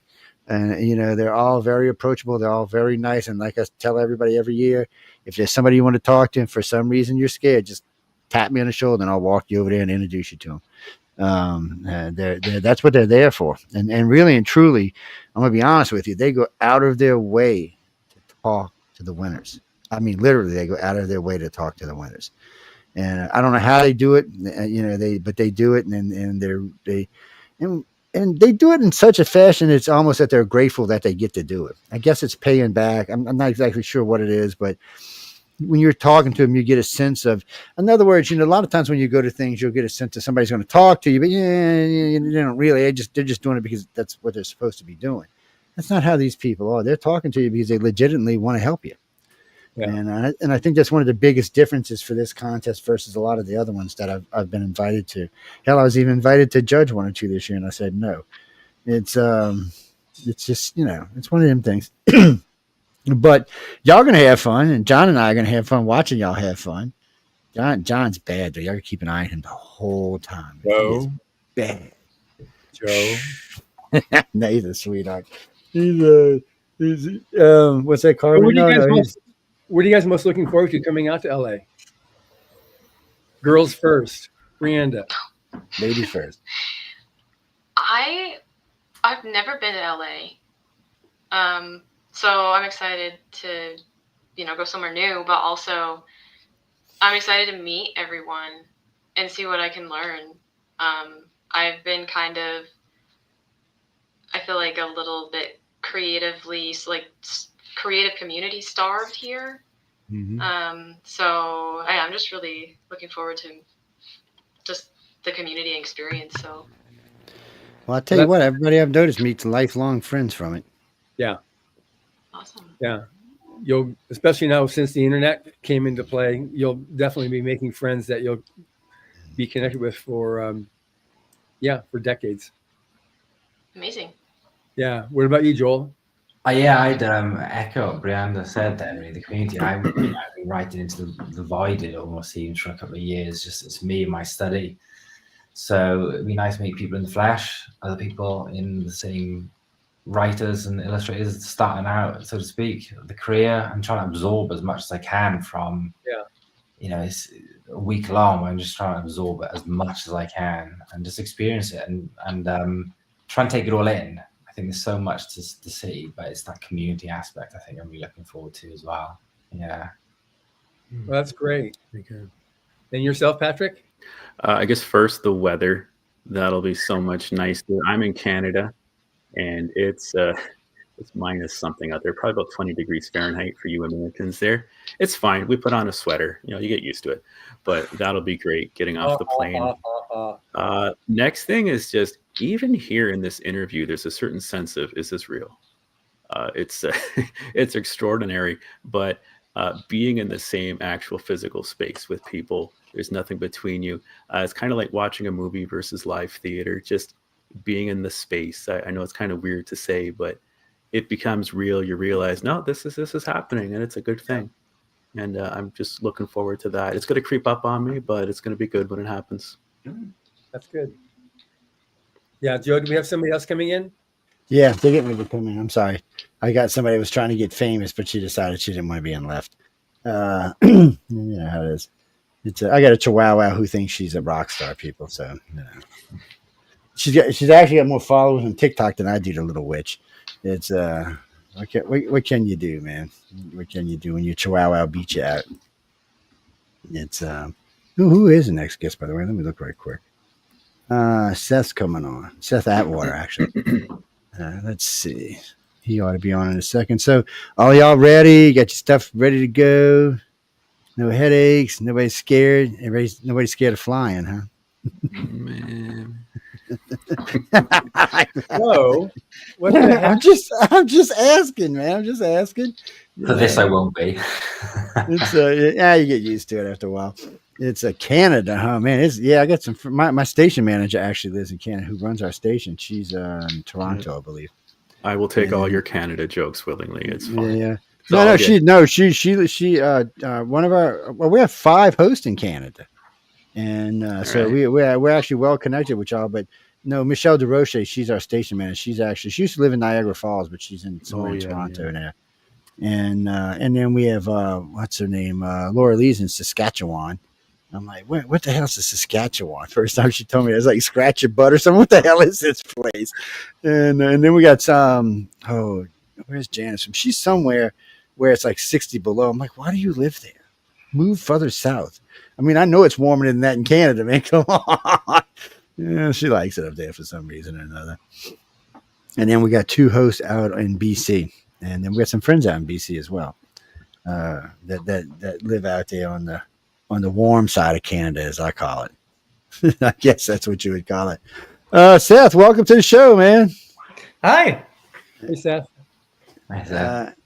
How you doing there, Seth, Patrick, Breanda, and Joel? We got a little circular. Oh, you're an illustrator, aren't you, Seth? No, he's an author. Oh, is he an author? Oh, man. He wrote Carmen, I'm a World of Repetitions. Well, no, Carmen usually does 1, 1, 1, and 1. He usually does author, illustrator. So. Yeah. Oh, okay. Yeah, Gotcha. that's why. I didn't look, so that's my fault for not looking. But Yeah. so no. So when did you start writing? I mean, what was it? Well, it's an interesting question to answer because there's sort of multiple different possible answers I could give you. One is that I've been writing basically my whole life, right? My mom is a writer, not published, but she really enjoys writing. She has several different novels that she's written full drafts of before she studied English in school. And I was homeschooled, so I learned a lot from her. I kind of always had that foundation. But I didn't necessarily know that I was writing because I wanted to write as a career until I was around 17, which was I went to the LTUE, Life, the Universe, and Everything writing symposium with my mom and my sister. That's event that takes place in Utah. They got all kinds of really cool panels and stuff. When was that you went there? What's that? When did you go there? Because I've been going to LTUE. Oh yeah, I believe it was in 2017. Okay. I've been there a number of times since then, but I think that was the first time I went, and I was just inspired. Like, yeah. Just being there, hearing all of the advice that people had, seeing all of the artists that they had on display in the artist alley and everything, and it's just I realized at that moment that was the life that I wanted. So that's when I really became a writer, I think. Good. Are you familiar with the Rise of the Future workshop? Mm-hmm. Okay, good. You've taken Yeah, I did. Okay, good. Yeah, no, I've gone to LTUE the last 3 years, I guess, and taught at it and whatnot. So, no, it's really good. I went to that. It was the week after Superstars, which is another writing conference the week before in Colorado Springs. Yeah, John is everywhere, by the way. If you go into any of these things, you'll probably see him at one of them. He's all over the place. Sometimes he's got Emily with him, sometimes he don't. No, Pete, he was in Germany. Who said, where'd that come from? Oh, yeah? Yeah, he was. No, he was in Germany. What, like 3 weeks? No, it was like 2 months ago, wasn't it? Yeah, it was actually in October. God, it was that long ago? Damn, it feels like it was just yesterday. Yeah. See, Pete, what I told you. I have no idea. It's somebody who said they were in Germany. The Frankfurt Book Fair. Yeah. Y'all are all strange. What can I say? So what's your favorite genre, Seth? What do you like to write about? Genre. It's different as a writer and as a reader. I like to write things that I enjoy, but not everything I write is exactly the same as the book that I'm the most likely to pick up off the shelf at the library, right? So most of the stuff that I write is fantasy. It's just kind of my comfort zone. But I have broader taste when it comes to the kind of stuff I read. I actually read a lot of romance books, which they're fun. It's a good time. Yeah. I'm going to have to start putting money up to get some near now sci-fi writers. I can see it coming, man. I have to figure out a way to put some money up, get people to start writing in this genre. This is getting tough. Well, that's just one of my personal favorites. It's there used to be a lot more of it. Today it seems to be. I do see a lot from illustrators. I just don't see a lot from authors. I don't know why. I see some illustrators who are doing sci-fi that are, I would say, 100 years, 200 years ahead of us. Not a lot. You can see the difference. But I really like sci-fi and those for some reason. I like to see where people think we're going, I guess. Because I was a big fan of watching some of the old world fans to see where people thought we were going. And yeah. Some places they were right. Not many, but the microwave. They knew that we were going to have the microwave. I'm still waiting on my flying car, though. Yeah, for sure. Close. It's getting close. I seen a flying I seen a helicopter car today, so it's getting closer. Right. Yeah. I think a part of that, part of the reason, at least for me, that I haven't written a lot of sci-fi is kind of in that area. It's kind of high pressure. It's like I don't think I'm any good at predicting the future. Really, things never go the way that I expect. So being able to look forward in that way, not necessarily every single sci-fi book needs to perfectly predict exactly how things are going to go. But it's just, I'm not really good at that kind of thing. Well, when you're writing 200 years or 300 years ahead, it doesn't really matter that much. I mean, it's true. Nobody's going to get it 100% right. I mean, I've watched a lot of stuff, and some of it is like The Expanse. It's relatively close, but then it may not be in a lot of other things. So it's just one of those things. When you get into it, I guess it's all how it comes out. But some of them are good, and some of them are not. But I like a lot of good fantasy reads, good romance novels, good. If it's something that catches my attention, and then there have been fantasy and science fiction romance novels that have turned out to be fairly decent. It's what's my son's favorite? What is that goofy TV movie? Damn, I can't remember what it's called now. It's about the princess. What the hell? My brain just went right out. And I was thinking about it when you said it. It went right out of my head. Let's see, when y'all get old, that'll happen to y'all too. Yeah. It's what the hell is it? It's going to drive me crazy now. It happens to me all the time, and I'm less than a quarter century old. So Well, you're just a baby then. yeah, Yeah, we got a bunch of babies really coming am. this year. It's we got all these babies coming. Patrick's a half a baby, but the rest of y'all are babies. Just kidding. Nobody hit me when y'all see Baby me. at heart. It's a good thing. Somebody asked me today, how old are you? I said, I don't know, 12, 13. It just depends what day you ask me. Yeah. It varies on the day. So you ready for the 24-hour story? You know, I ask this to every author. I can't help myself. You know, so y'all got that 24-hour story. You ready to write it? You know, I actually hadn't. I had no idea that that was something that was coming up. But then when I heard that I was going to be on this show, I went and watched or listened to one of your older episodes that I don't remember who it was, but someone from a previous there's lots of future contest was on, and you guys were talking about that, and I was like, oh, okay. I'm glad to hear in advance that that's coming up, because I feel like I'm going to be a little bit more prepared. But yeah, I think it's more fun for me than it is for y'all. But everybody I've talked to handled it. I mean, levels of stress are different for different people. I mean, some people just and was done with it. A friend of mine, Chris, he said, "Well, I'm just writing it now so I can go hang out in LA." And he literally, he was gone. I didn't see him until the next morning, so he was done. But there was several people I had talked to that wrote it, deleted it, wrote it, deleted it, wrote it, deleted it. And 4 o'clock in the morning, they were still rewriting it. I mean, they were putting the finishing touches at 8 when they were headed to the class. Right. So it varies from person to person. It really does.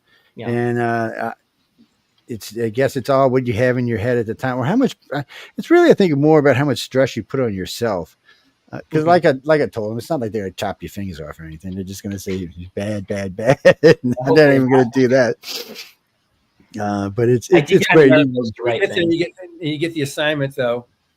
It's all part of the experience, and there's just so much creative, energy that's happening there. So it's a good thing that you can get the idea, and almost everybody sells their short story. They'll go through and edit it again, and they'll sell it later on.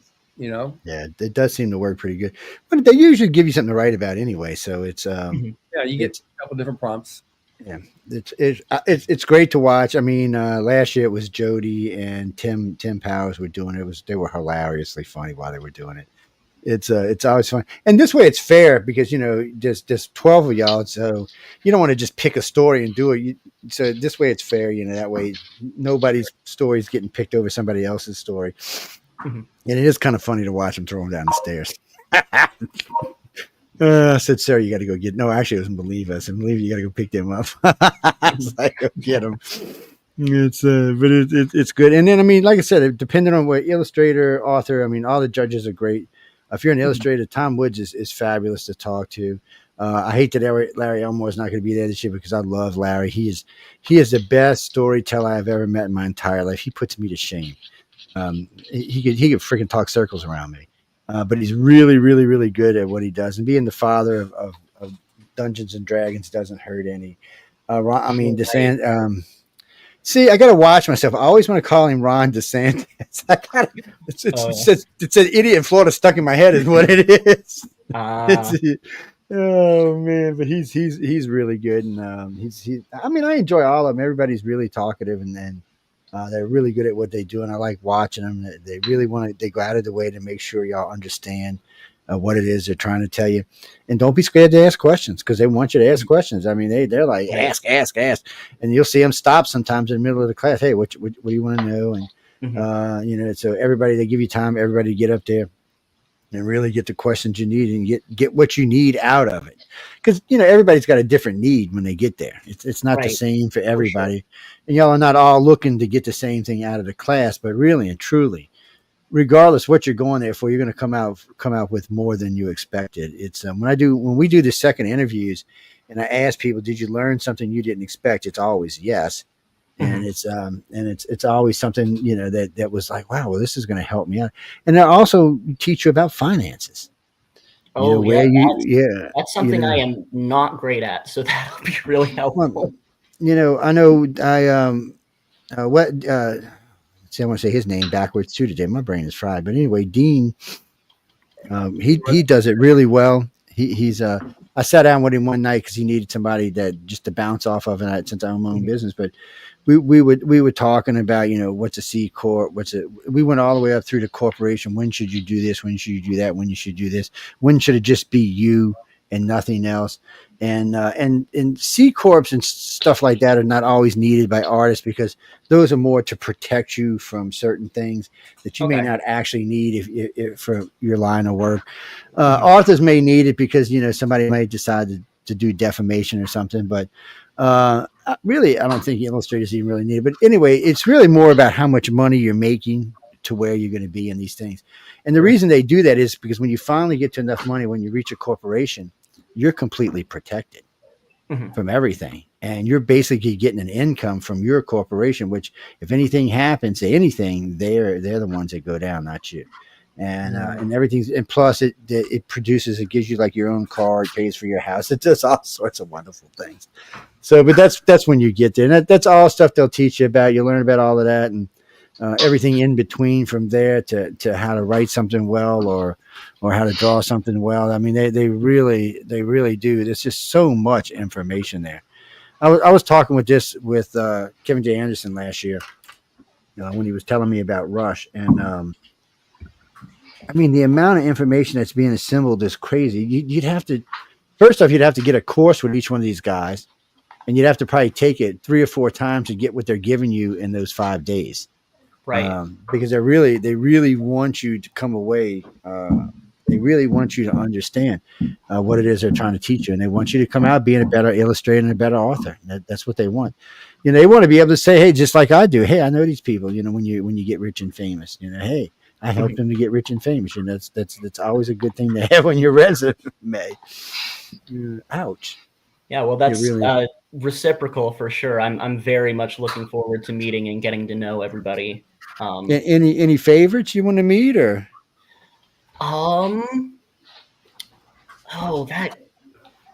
That's a tough question, and I should have looked at who was anybody who wants to meet Tim, bring a 12-pack with you of Coke. Okay.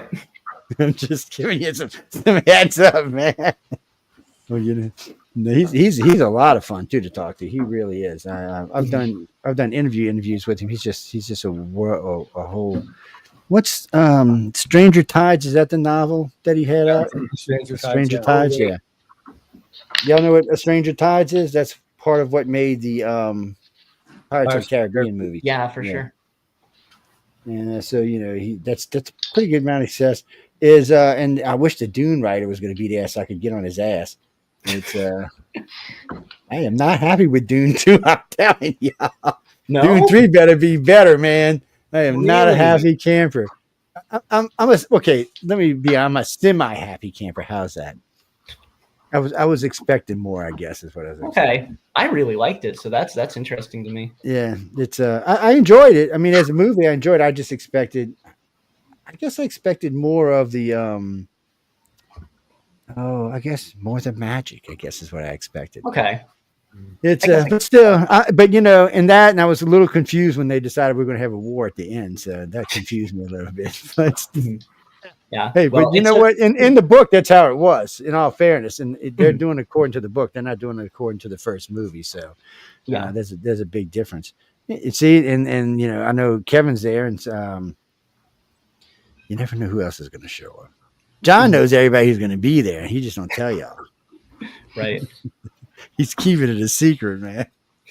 I was getting Emily to tell us last week, though. I was like, Emily, who's all going to be there this year? She don't like to tell you either. She's keeping it a secret too. But we got a couple of names out of her. It's and there's lots of good places to eat around there that don't put you in the poorhouse, so that's a plus. That is nice, yeah. Yeah, there's the little pizza joint's not bad. The one next to the hotel is actually pretty decent. Okay. So it's not a bad little place to go get a snack and eat. The bar is I think the hamburger is like $40. So it's a good hamburger though. I don't know if you want to spend that much on a hamburger. It's but there are lots of little places around there, and there's something across the street, 7-Eleven, I think. Okay. So Well, we have what we do is we set up lots of snacks that are in each of the rooms, so you can get. If you have budget problems, then you've got there's very protein bars and lots of waters and stuff like that to get you through if there is a problem with budget. So that's no problem. You just that's definitely nice. Make it as accessible for everyone as possible. Exactly. Mm-hmm. Yeah, because they really want you to be there, and they really want you to learn and have a good time at the same time. And it's a little intense sometimes, but it's everybody who listens to us wants to go. So that tells you something right there. And we're always telling people the only way you can go is if you submit and win. Again, people, brightastthefuture.com. Go take the course and then submit something. Yes. Oh, I'll send y'all something to submit. You're not gonna win. I'll send you something. Oh man. Wait, who? No, Patrick and Joel said they had kids. Yeah. Why? What's up? Patrick said he had 15 and Joel said he had 5. Yeah. It feels like it sometimes. I'm just kidding. No, I was just kidding before anybody starts writing to us. Oh, okay. Okay. That sounds like, whoa, wait a minute, 15, damn. Well, I mean, Patrick is good for having 15 kids, huh? I a lot of people that I know have quite large families, so it's actually not too abnormal for me. My dad's one of 14. Oh, that's a big one. That's a big family. Yeah, it is. Yeah. What's that, Jack? Who? What are you talking about? Y'all been listening to a different show than the one we got going on tonight. Apparently, sometimes we get questions from messengers or Facebook or YouTube or Roku or one of the other ones, or sure. Well, not Roku, from Rumble. By the way, y'all are all on television. By the way, I didn't tell y'all in the beginning, but you are on TV, real live television. Wow. And so they're out there. People are watching you. You're in 4K high def at that too. So I just thought, and it's a pain because I got stuff behind me, and I'll get messages, or I'll get messages or emails. Oh, what's that, Joe? What's that, Joe? What? I'm like, what's what? And they're reading books back there, telling me what's on my thing. See, I put this new picture up there so they can't see what's behind it. I'm gonna move it though. But see, Bob right there. Bob is one of the ways we give away books. Oh, okay. And so inside of Bob's eyes, on each side, there's something in there. And so when we'll ask somebody, a question, or we'll say, hey, look, tell me what's in his right eye, and I'll give you a book. Or what's in his left eye, and I'll give you a book. And it's only the people watching on high def that can see it. Maybe on YouTube you might be able to whip in there and get it. I don't know, but I know that people on Roku can see it. They'll tell me, hey, Joe, your beard's kind of gray today. I'm like, yeah, shut up and leave me alone. How's that? It is kind of funny since we got on TV. It is. And then, of course, we're on 2 of the Roku channels. So we're on those, which, by the way, you can get those on Rumble, which you can get those on Roku television, which is kind of strange. Right. We was talking with Michelle yesterday. I think we're adding Fire Stick next month, so it'll be Fire Stick and Roku, so you'll be able to get us on both of those. And eventually we'll add Samsung and Apple televisions as well, so you'll be able to get us on all of those. Like we don't need it around, huh? Yeah, well, we have a great radio audience worldwide. Right. We're just trying to build a TV audience. We get a lot of things. Like we have field investigations we'd like to show on here. Like all of y'all have books and illustrations and stuff. We'd like to show all of that. And it's really easier now that we're on TV. People can see it. Matter of fact, somebody was asking me just the other day about Echo Chernick's work. And I've got quite a bit of her work up there, including her virtual auditorium, which is really cool. And she does what we call the Naughty collection. It's an oil collection. It's a really beautiful collection. And people are always asking me about it. It's only got about 700 or 800 hits so far, but it's YouTube. We blank on YouTube. Every time we get a good page on YouTube, we get thrown off. So I've lost 4 pages. On YouTube. Oh, I've lost 4 pages on YouTube. We lost one with 60,000 people on it that was making about $6,000 a month. They just one day said, "Oh, you used our player. Boop, you're off." I'm like, "Wait, what?" And then They That's kicked right. off UFO Paranormal just recently. They just kicked it off. They said, well, y'all are spying and stealing and saying don't come on YouTube. I'm like, really? What? Wait, what? Wait, Dang. what? Pfft, off. I was like, so they get an urge. Anytime we get to where we're making good money with them, they kick us off. I just recently had a similar experience to that with my Instagram account. That it got like suspended and removed based on their I believe community integrity policy, which basically just has to do with, are you who you say you are? And as far as I'm aware, I am, right? I'm me. But their just automatic system just took my account down randomly for apparently no reason. And the thing that's really funny about that to me is that Meta, the Facebook, Instagram company, has just recently started rolling out AI influencers that are like accounts that you can interact with that are people, but they're actually artificial intelligence. They're not real at all. So they're doing that, and then they're kicking me off for not being real. Yeah, I was watching the one where the girl was having an affair with the AI. I'm like, really? Oh, dang. I just left it alone because I didn't want to be mean, but there's a lot of that going on. And then like LinkedIn, I got 44,000 people the other day. They just pulled it and said, well, we need your driver's license before we can put it back up. I said, I'm not giving you a picture.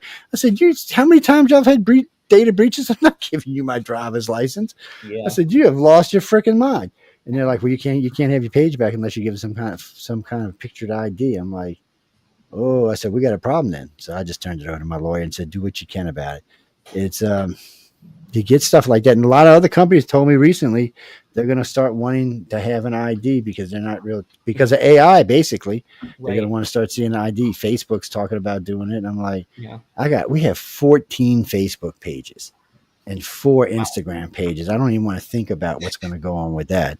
It's that's a nightmare. And then we have all kind of other stuff. All together, we have 44 social media pages. And I don't want to lie to you. Social media is important for what all of y'all 4 are doing. Social media is important. It's a way to sell.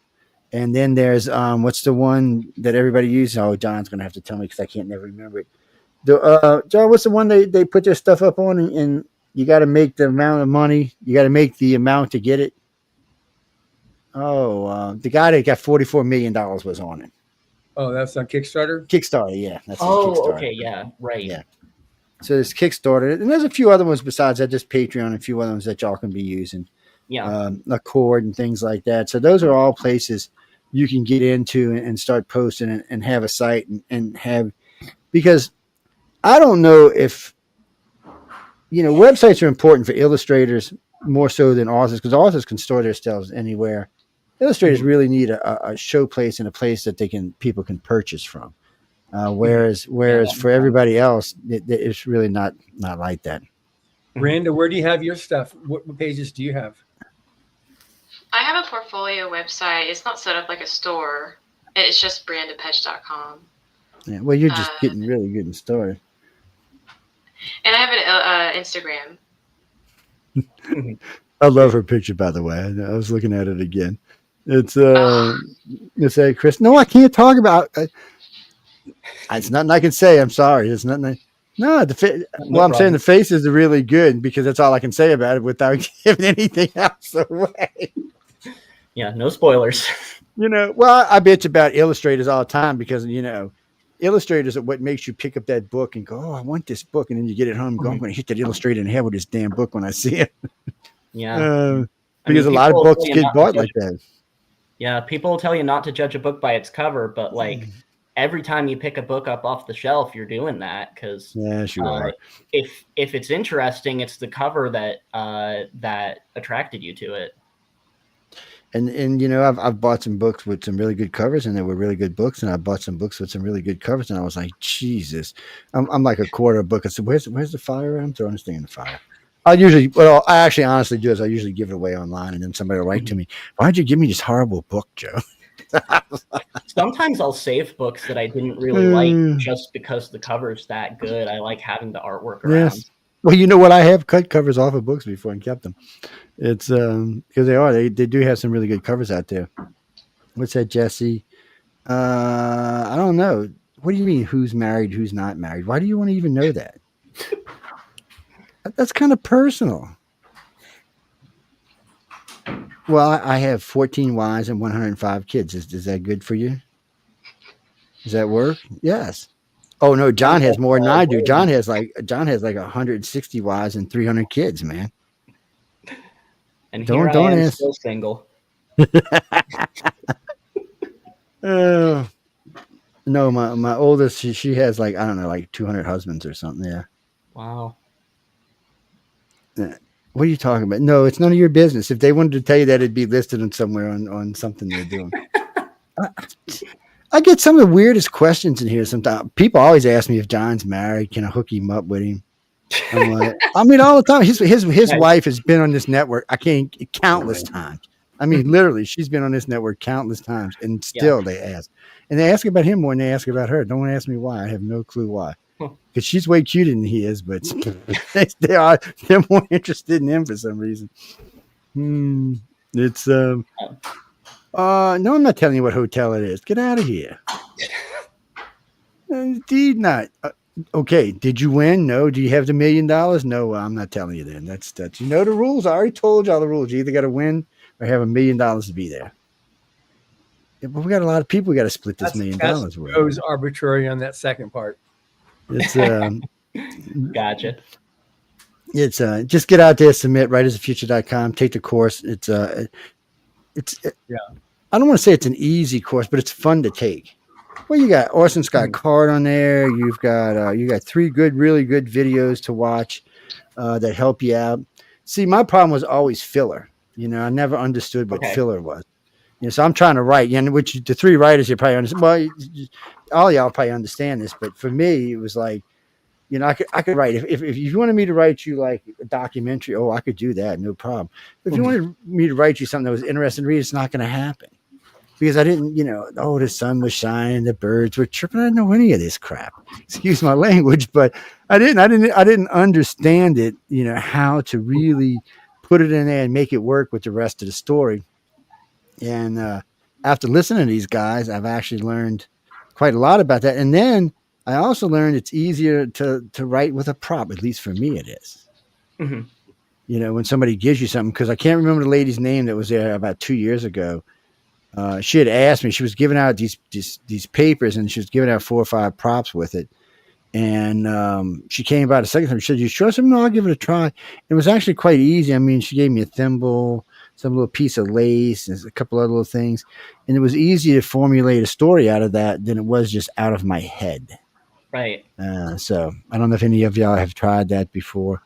So I usually kind of use my own prompts in a way, but most of the stories I write, my process, I kind of start with something of a what if question of like, you know, what if this happened? What if, you know, and I write the story from the perspective of I'm trying to answer that question, right? So it's kind of a similar thing, even though the difference being that the ideas are coming from me, at least partially. Everything that all of our ideas are influenced by environmental factors, the people around us, but I like to think they're at least partly me.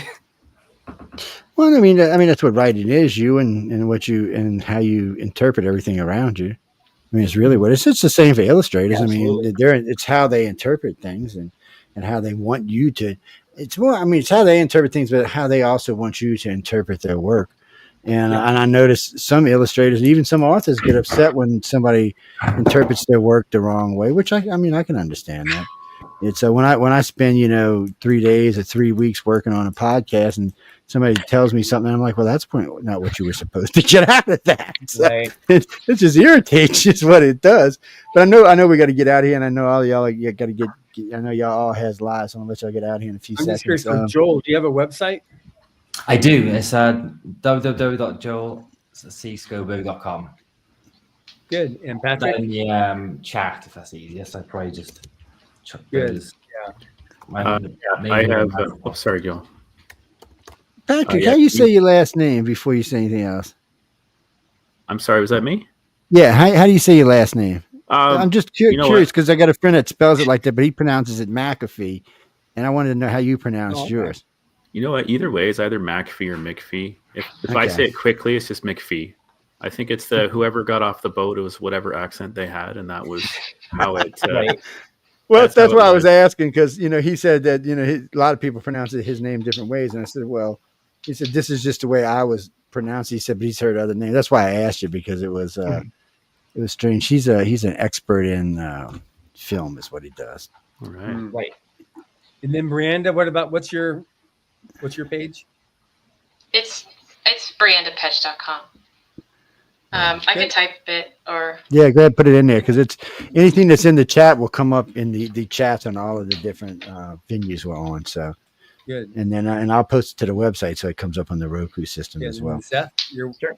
Yeah, SethAtwaterJr.com. I just recently am finishing up updating it, so it should look all nice and shiny-ish, at least within the realm of what I'm capable of as a amateur. Okay, good. Well, you're going to meet lots of illustrators, so while you're there, you can always say, "Hey, look, I work a deal with you. Let me work a deal with you." Right. I've actually talked to several of them. I've used them for different things over the years because there's a lot of them. And but I'll offer them something like, "Look, you're going to get exposed to X amount of million people if you put your artwork right here." So it makes it easier. Yeah. I didn't tell you. We don't never tell you what to expect listener wise. Y'all want to know how many people listen tonight? Sure. 879. Pretty good number. John's looking at me like, actually, it was 2,567,879. That's how many people tuned in tonight. It's hey everybody. Oh, wow. Really? Yeah. So we don't tell you ahead of time because some people get nervous sometimes when they find out how many people actually listen to the show. So if you're doing John and my show, which matter of fact, his top 2 million today, you can be exposed to 4 million people easily. So we've actually developed Saturday because we're trying to get it to start where we can start selling stuff because this network's hard to sell stuff on because we have a lot of strange. We do news and politics, and we do let me fix your life and help you with things and build stuff. But we also do a lot of paranormal, ufology type stuff, and it's hard to sell stuff. And unless it's directly related to the host, like, oh, I saw an alien probe me, it's not going to sell. It's so we're still working on it. It's going to take us probably another year to get this to where it's actually really selling good. But that's what Saturday is for now. And then we have the chat that comes on after this, which between 3.8 and 5.6 million people will listen. What's the number on the Quill again? I'm going to type it, writing it down. The Quill was, hold on, let me grab the paper. I just wrote it down. Was, yes, people, we still old school. We use paper for this kind of stuff. 2,567,879. Wow. That's almost the population of Wales. Wow. It's relevant. Well, when you look at this, people are like, oh, it's so much. Well, if it was all in the U.S., I would be extremely happy, and I'd probably be retired because I'd be stinking filthy rich. Our biggest problem is so 145 countries. You have to think about that. It's 2,500,000 between 145 countries. That breaks down the audience much smaller. It's still a huge audience that are listening to you, but like in the UK today, I can tell you exactly what we had. Are we going to turn it off here, Joe? Yeah, we're getting ready to. We had 147,500 people listening in the UK today. So, I mean, certain countries, we can tell you what our listenership is and things like that. But I know we got to get out of here because pretty soon the other show is going to be trying to kick us out of here. So on that note, I want to thank everyone for tuning in, guys. I'm glad y'all came and hung out with us. I can't wait to meet y'all in Los Angeles. Ladies and gentlemen, remember, this is the Author's Quill. Right now, we are doing the winners from L. Ron Hubbard's Writers of the Future. Be sure to check them out. You'll get to see the gala event and other things we'll be posting while we're in LA. We don't post. There's certain things you're not going to see because we're not going to post it. When we do, like when they do the reveal, I will be there videotaping it, so you might get to see that after the fact. But everything else, a lot of it you won't see until it's over and done with. And some things you'll never see anything out of the classroom, so don't ask. But there are a lot of other events you see. And we do broadcast the gala event live, I think last year to over 1 million people. So I shouldn't have said that. Oh, damn it. Anyway, I want to thank everyone for tuning in to United Public Radio and the author's Quill. Until later today, y'all have a good evening, and I will see y'all in about a half an hour. Good night, everybody.